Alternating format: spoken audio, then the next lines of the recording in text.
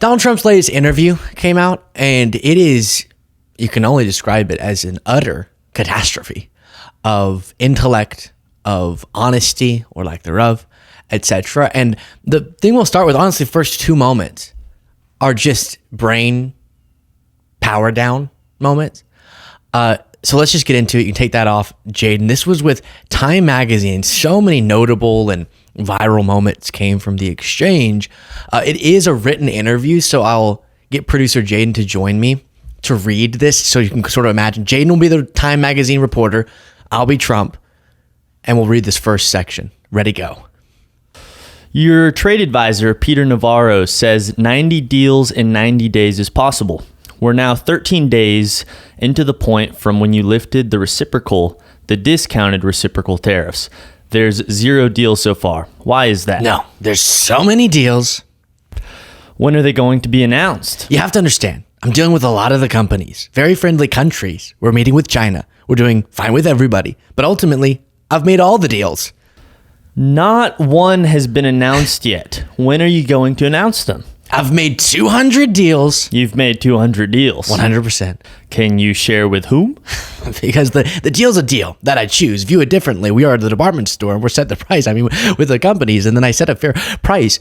And when I'm saying, by the way, Luke's here. When I'm saying companies, it's because Trump said companies instead of countries. I meet with the companies and I set a fair price, what I consider to be a fair price, and they pay it. And then they say have to pay it. They don't have to do business with the United States, but I set a tariff on countries. Some have been horrible to us. Some have been okay. Nobody's been great. Nobody's been great. Everybody took advantage of us. What I'm doing is I will, at a certain point in the not too distant future, I will set a fair price of the tariffs for different countries. There are countries, some of them have made hundreds of billions of dollars, and some of them have made just a lot of money. Very few of them have made nothing because the United States was ripped off by almost every country in the world, in the entire world. So I will set a price, and when I set the price and when I set it fairly according to the statistics and according to everything else, for instance, do they have the VAT system in play? Do they charge us tariffs? How much are they charging us? How much have they been charging us? Many different factors, right? How are we being treated by that country? And then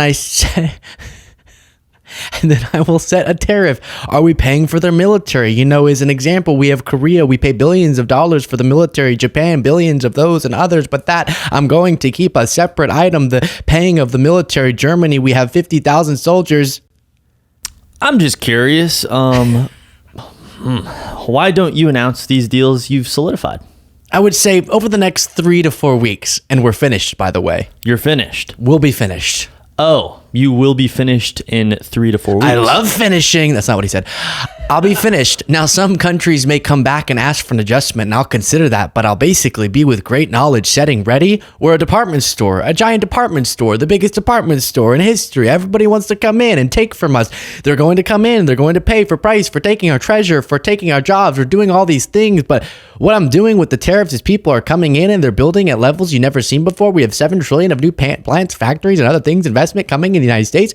And if you look back at the past presidents, nobody was anywhere near that. And this is in 3 months. So, thank you, Jaden. And there's more. That's just one question of, have you made any of these deals? He says, so let me translate. The reporter's asking, supposedly, the extensive, aggressive, economically spiraling tariffs that he paused, some of them he paused, will be going back into place in mere days. If he kept his word, which he never does. So, you said before they went back into place, you would have deals, 90 deals in 90 days. Have you made any deals in the series of days that have taken place? To which Trump responds, I've made 200, but none of them have been announced. So then his Treasury Secretary, Scott Bessent, has been asked about this. And before going on to other interview moments, here was his reaction. By the way, if you appreciate the show, the dramatic readings, for example, no one does it like this show. Click the subscribe button. Let's talk about the Time interview with President Trump. He said that he has made 200 deals on tariffs. 200 deals? Who has he made deals with? Is there actually any deal at this point? I believe that he is referring to sub-deals within the negotiations we're doing. And Martha, If there are 180 But those aren't actual deals. Martha, if there are 180 countries, there are 18 important trading partners. Let's put China to the side because that's a special. So they made zero. Let me translate, Scott. They made zero. Trump didn't say sub deals. He said, he goes up, Jaden, I've made 200 deals, 100%, and then whatever this blob of word vomit was. I don't think he knows what the heck is going on with the trade negotiations, if I'm going to be completely honest with you. And the responses we've seen, just one other little aside before getting back into the interview, one of the responses that we've seen from economists have been absolutely gobsmacked. I guess the question for me is, what is the best case scenario here? Because, I mean, I guess everyone expects, I think on Wall Street, like he'll pull the nose up of the plane before it crashes. Maybe they'll cut a deal with Japan first, and then that'll leverage a deal to India and China, and things will be fine afterwards. But I guess I wonder what you think reasonable expectations of the timeline for all that are, given where expectations are and given what's actually happening day by day in the supply chain. And this is Justin Wolfers, who's been awesome lately. Okay, so typically a trade agreement with a single country takes between 2 and 10 years. And that's when you've got a whole team focused on one country. We've decided we're going to do 192 all at the same time.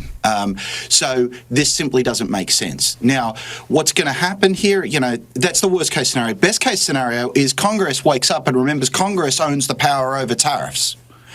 Congress or the courts wake up and the courts remember that, in fact, the president does not have the right to enter new trade agreements. He can negotiate them. And this lower third chyron, Trump claims he's made 200 trade deals, but won't say when or with whom. Okay, I'll take that down, Jane.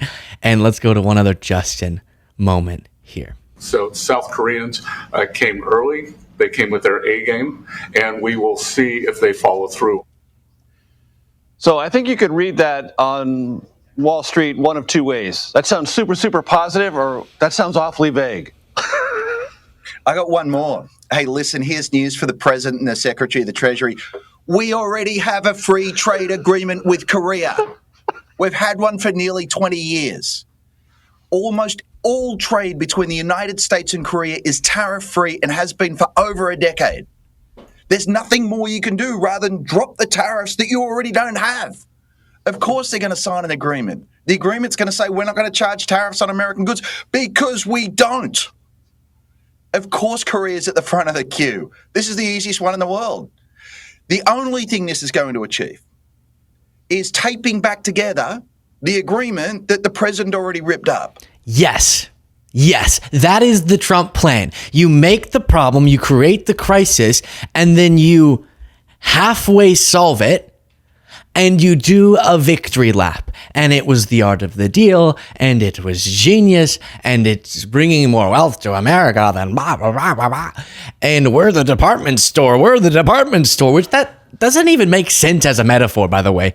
But okay, at a different point, just quickly, he got asked about him disobeying the Supreme Court and responded, that's not what my people told me. They didn't say it was, they said it was. The 9-0 was entirely different. Even though, as the Time magazine reporter explained to him, it said he needed to facilitate the return of Abrego Garcia. But again, he's clueless. Okay, he's dishonest, true, but he's also clueless. He doesn't know what's... No, my people told me that I won that Supreme Court case. Oh, goodness. All right, Jaden, here's the next question. You've recently signed memos calling for an investigation of Chris Krebs, a top cybersecurity official in your first term. Isn't that, though, what you accused Biden of doing to you? I think Chris Krebs was a disgrace to our country. I think he was. I think he was terrible. By the way, I don't know him. I don't think I ever met him. I probably saw him around. I have people coming in, like the other one. He came in and he's on CNN all the time as like an expert on Trump. I have no idea who he is. And Chris Krebs, the same thing. I guess he probably said he knows me, but I have no idea. And oftentimes I'll have some people sitting right here and behind them will be 10 to 15 people from their agency or their office, and they'll stand there. And then all of a sudden I'll hear that I'm like, they're all time experts in me. I know very little about Chris Krebs, but I think he was very deficient. So Trump signed an order directing his DOJ to investigate Christopher Krebs, Miles Taylor, for the crime of speaking out against Trump. If you think that I'm oversimplifying it, you can go look at the video where the executive order is explained by Trump's legal counsel, and they throw out baseless things if we think they revealed confidential, blah, blah, blah. Just absolutely zero evidence of that. And the Chris Krebs example is just him being a cybersecurity expert / official in Trump's administration, and during the 2020 election saying, which is his job, the election was secure. And that was him targeting free speech or something, according to Trump's DOJ. Chilling. So the reporter's question, Jaden's question, was good, which is, isn't this what he didn't use this word, but falsely accused Biden of doing, which is targeting his political opponents, but you're actually doing it? To which Trump says that Chris Krebs is the most disgusting, terrible person I've ever met, and I've never met him. All right, one more question, Jaden. You recently said that you were not joking about seeking a third term and that there were methods to do it. What methods? I'd rather not discuss that now. But as you know, there are some loopholes that have been discussed that are well known. But I don't believe in loopholes. I don't believe in using loopholes.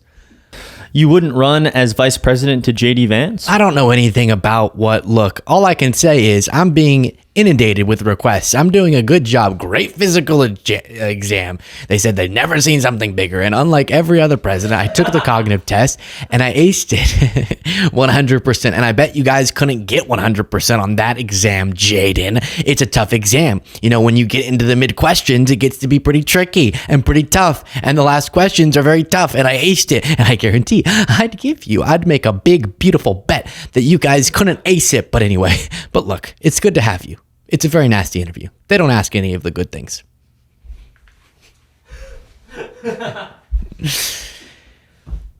Our president, God bless America. That's our president right there. My goodness.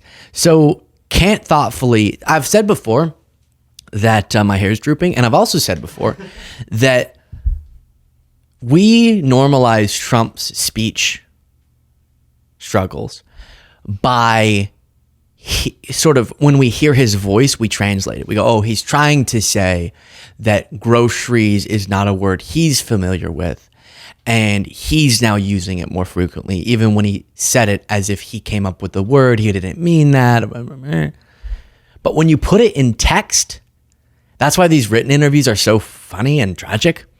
You realize how wildly incoherent he is. Like, again, remember the question and then the answer to the 200 deals? He's just blurting out that he made deals he didn't make, just delusional, and then talking about a department store and how he's going to set a number with companies and how the companies are going to set numbers with countries and the countries are going to set numbers with penguins and the penguins are going in the department store and then we're going to sell more stuff and we're selling more stuff to penguins. We weren't selling to penguins before, so we sell to penguins now. Then we're going to sell more and then we're going to be rich. We're going to be rich. We're going to be really rich. It's just, and it really puts into perspective his struggles with communicating effectively. That's it for this segment. Thank you for watching. Hit the join button below if you appreciate the show.